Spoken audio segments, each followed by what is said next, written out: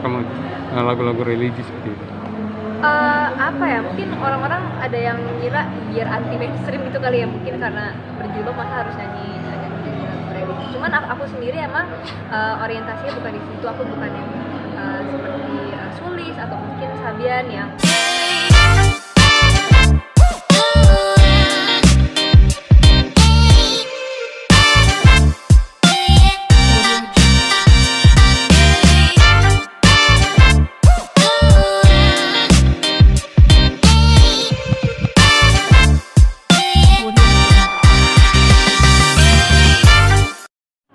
kesibukannya sekarang yang pastinya aku lagi buka bazar di salah satu mall.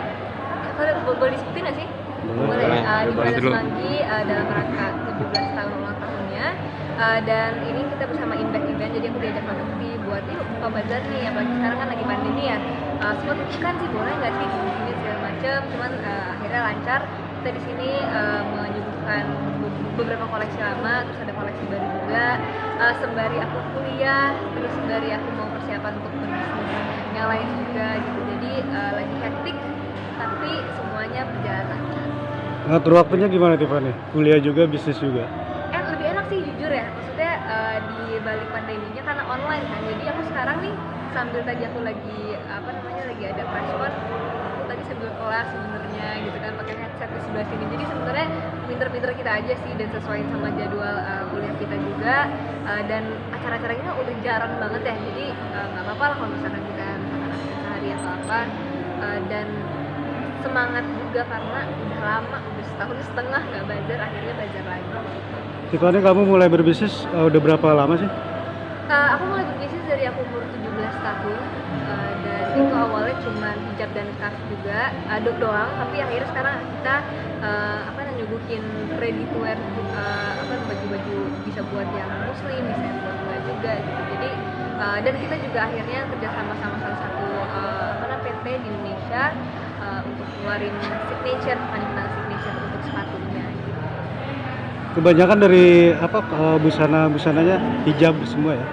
Kebanyakan mungkin iya sih, mungkin dalam artian tangan panjang, habis itu celana panjang. Tapi kalau misalkan orang-orang pengen mix and match sama baju-baju mereka yang tangan pendek segala macam, itu juga bisa, karena kita nggak menutup kemungkinan buat orang-orang yang nggak berjilbab itu pakai. Bahkan banyak juga saudara-saudara aku atau teman-teman aku yang yang Nasrani itu juga pakai baju dari aku.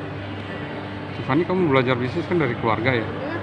Itu didorong dijebloskan atau memang kamu punya skill juga di situ? Kayaknya tumbuh gitu deh, Kak. Soalnya aku lihat ibu bisnis sudah dari aku umur 4 tahun, dan lama-lama aku lihat lah ibu berhadapan sama orang, habis itu juga cara dia menyikapi suatu situasi. Jadi aku belajar sendiri dan aku ngeliat sendiri di depan mata aku ibu tuh kayak gimana, sulit senangnya seperti apa. Jadinya mungkin rasa suka itu nggak langsung tumbuh, cuman berevolusi gitu kali ya dalam diri aku sendiri, sampai akhirnya aku memberanikan diri. Tapi sama sekali intinya nggak ada pemaksaan dari orang tua aku untuk kamu harus bisnis, lanjutin ini tuh segala macam, karena ibu aku fleksibel banget. Aku nyanyi juga, itu juga nggak ada paksaan sama sekali. Tapi pelajaran apa yang kamu dapat setelah kamu terjun ke dunia bisnis ini? Ternyata orang ternyata tricky sih, dalam artian banyak tes yang sebenarnya ketemu sama orang, kita harus melihat mereka secara psikologis itu seperti apa. Jadi orang-orang model kayak gini tuh menyikapinya seperti apa. Habis itu ada gertakan-gertakan itu ya saat meeting mungkin ya, secara internal itu kita menyikapinya seperti apa. Kita nggak boleh goyah, kita harus tetap sama kita mungkin harus beberapa idealisme kita tetap harus kita ambil juga, harus kita pertahanin, mana yang harus di ego kita lepasin, mana yang harus dipertahanin. Itu kita semuanya belajar, dan hal-hal seperti bisnis itu nggak bisa kita dikasih pelajaran gitu kayak di kuliah atau di sekolah, tapi kita harus terjun langsung, karena beda banget ternyata secara materi sama secara praktik. Teori. Tapi kamu sendiri kan kuliahnya bukan di FISIP kan? Bisnis Aku di komunikasi. Oh iya, makanya komunikasi kan? Beda banget sama dunia bisnis kan? Beda banget. Tapi sekarang sih berguna sih, karena komunikasi kan kita berbicara depan orang, terus habis itu ada matkul kayak public relation, terus habis itu public speaking, dan itu berguna karena kalau misalkan kita pinter doang terus kita nggak bisa ngomong depan orang itu bingung banget karena sangat-sangat penting ternyata. Dan untungnya aku diajarin lah sama ibu kalau misalkan ketemu orang kayak gitu, walaupun masih banyak kurangnya, tapi seenggaknya aku udah pelan-pelan berdiri sendirilah dalam artian menghadapi orang-orang. Dan ini itunya Lebih nyaman bernyanyi atau berbisnis? jelas bernyanyi. Karena kalau nyanyi kan emang udah dari kecil ya, aku dimanapun aku bernyanyi gitu kan. Sedangkan kalau berbisnis tuh harus kita pengen bisnis, emang bener sih ada yang bilang kalau misalkan bisnis itu sederhana tapi yang ribet orangnya. Itu bener, karena ternyata kemauan orang dalam bisnis misinya tuh beda-beda, orientasinya beda-beda, terus apa yang diprioritasin itu juga beda. Dan harus dan kalau misalnya berbisnis itu kan kita punya karyawan segala macam, dan kita tuh nggak bertanggung jawab atas diri kita sendiri juga, cuma nama orang lain juga. Jadi mungkin kalau pengen dibilang beban atau tantangannya mungkin di sana. Jadi beda banget. Nyanyi tinggal tinggal kita latihan segala macam. Aku juga udah dari kecil nyanyi, sedangkan bisnis itu hal yang baru. Terus sekarang update bernyanyinya gimana? Masih ada? Sekarang lagi persiapan untuk single selanjutnya, karena terakhir itu aku ngeluarin single sebelum pandemi. Setelah itu aku palingan kayak ada project-project virtual segala macem, tapi aku belum ada lagi nih buat single aku sendiri. Akhirnya aku sekarang lagi persiapin, lagi pengen digarap sama Om Alam Berubah insya Allah, dan lagi ada proses workshop dan writingnya. Tinggal kapan rencana tuh?